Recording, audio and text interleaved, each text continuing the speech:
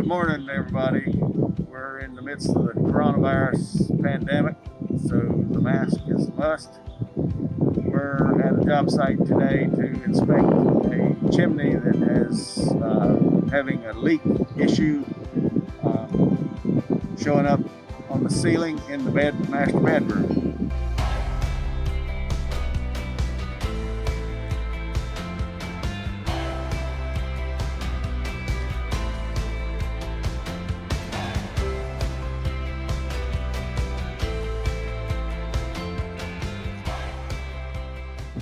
So in our experience, our 40 years of dealing with leaks and etc., roof leaks, chimney leaks, etc., we find that there's 4 places where water can potentially get in on a chimney, where the flashing, which is basically the material you see there that is stair-stepped, that's the flashing, where that interfaces with the roof and the chimney wall.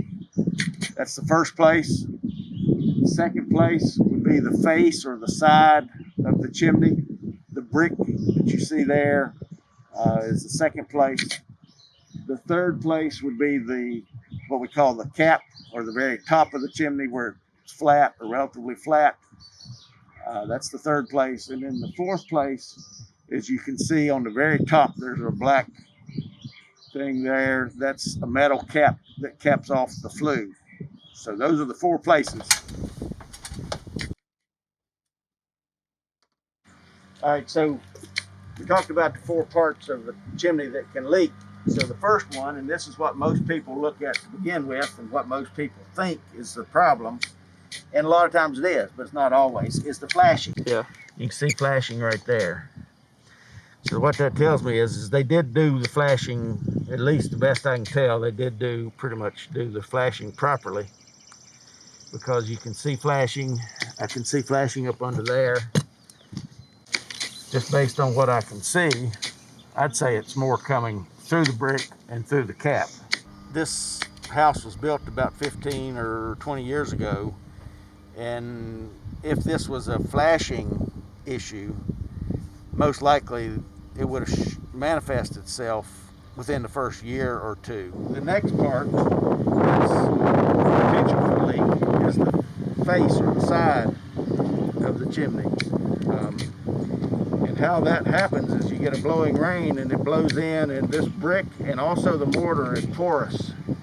So the water saturates that and then goes into the chimney and goes down, and will frequently bypass the flashing and then show up again within the room. Powdery looking residue on there, that's efflorescent salts. So that tells you that water's getting in and coming through the brick. That's what it does. That brick's loose. This is cracking here, same thing. Or inside of the room where the chimney meets the ceiling, it's the way the plaster looks, it's not like it's a big leak. It's just like it's a moisture problem more than a leak.